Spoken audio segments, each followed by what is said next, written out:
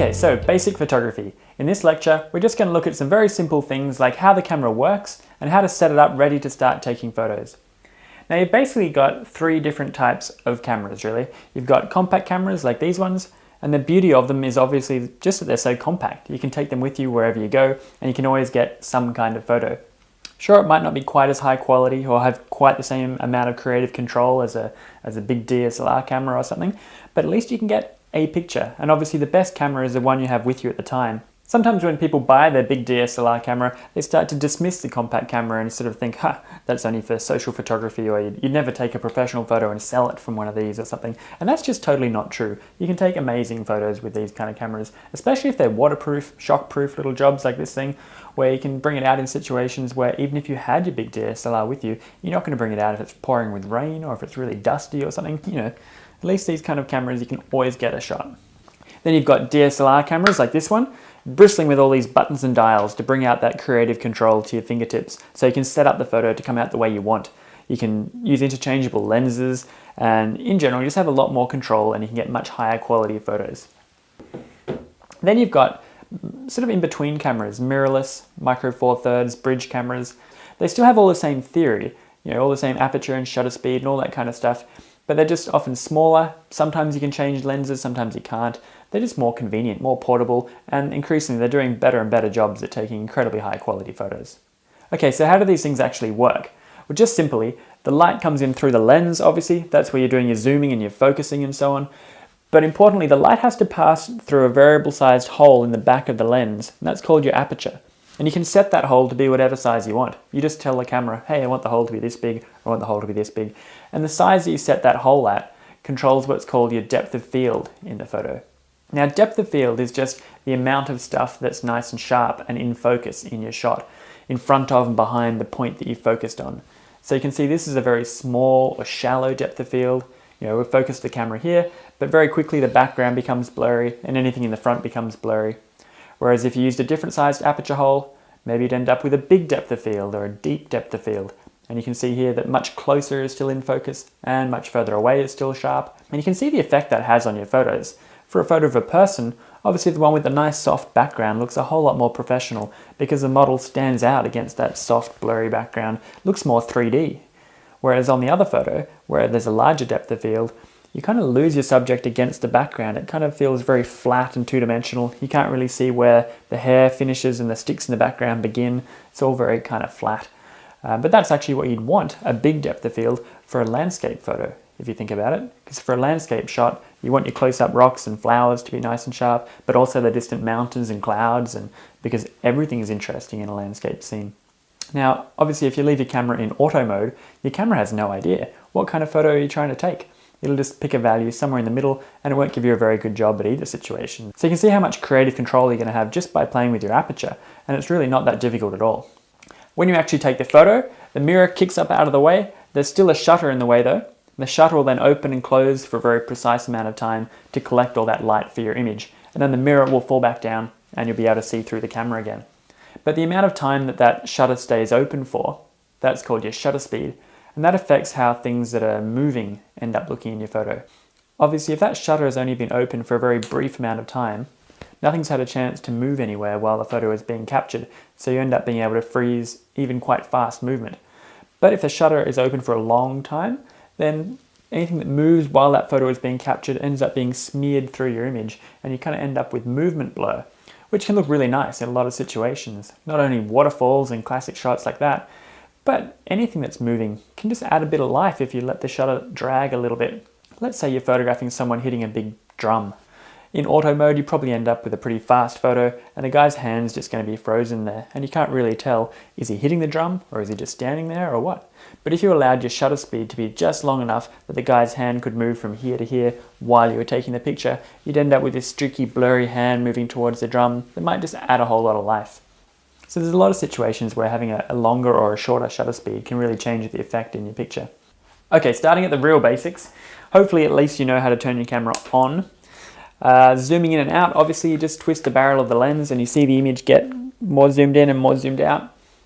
Worth double checking if you've got an autofocus, manual focus switch on the side of your lens.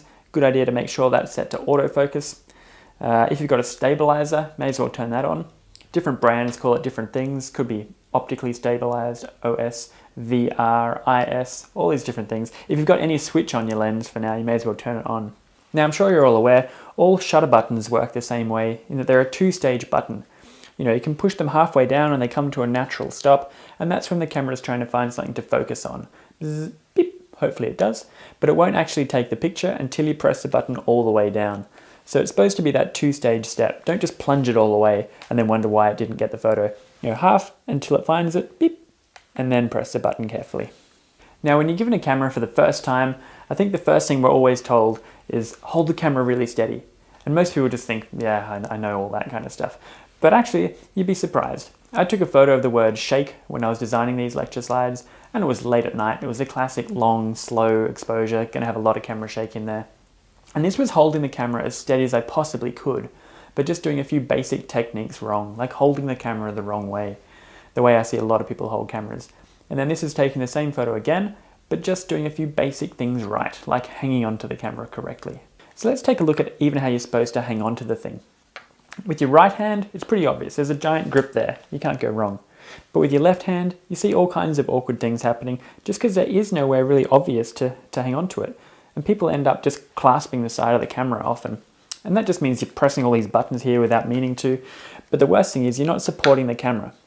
Your left hand is supposed to be underneath the lens. And in fact, the further out along the lens it is, if it's a big lens, the steadier the shot will be, rather than all the way back here just clasping the side.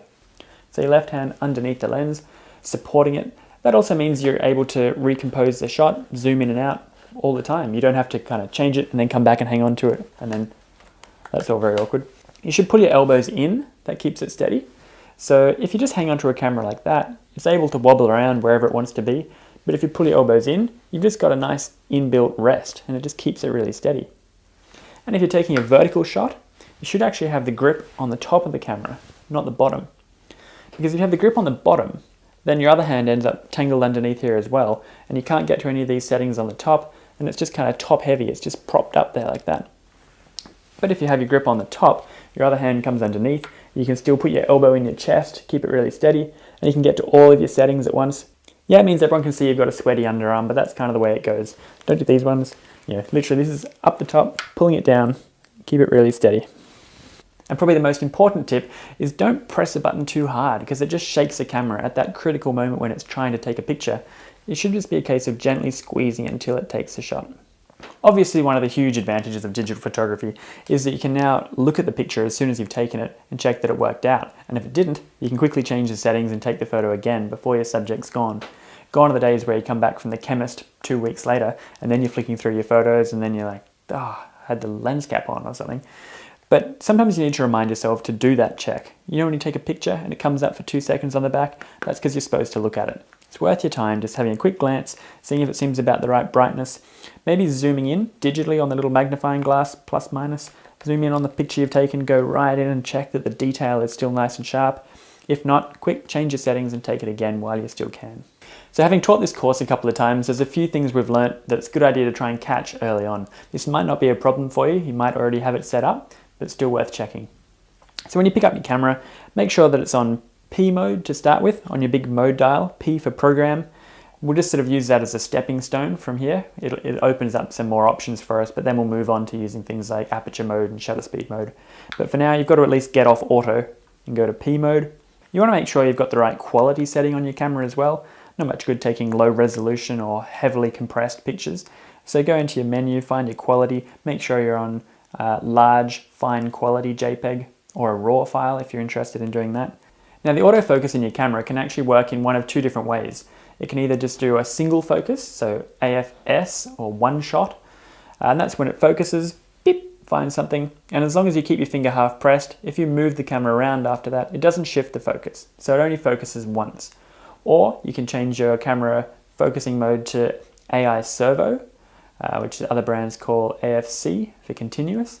And that's a tracking focus. So as long as you hold your finger down halfway on that shutter button, it's constantly updating the focus wherever you point the camera. Most of the time you want to be on one shot, AFS, the single focus. So you can carefully focus on something and then maybe recompose your shot a little bit before you press the button all the way down to get the shot. You've probably also noticed that a lot of cameras these days have a lot of autofocus points on them. These are all the different points that when you try and focus, these are all independently trying to find something, anything to focus on.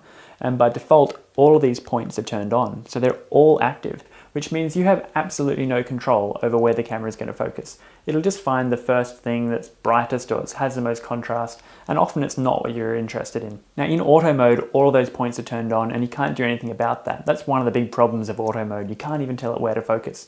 But thankfully in all the camera modes we're going to be using on this course, so that's P mode and anything better than that, you can choose exactly which point to use. And if you just set it to the center autofocus point, that's honestly the most useful point to set it on for 99% of your photography. And then it's very easy for you to accurately choose exactly what you want to focus on. To change which autofocus points you're using, different brands, different things, but Canon has a little button on it there.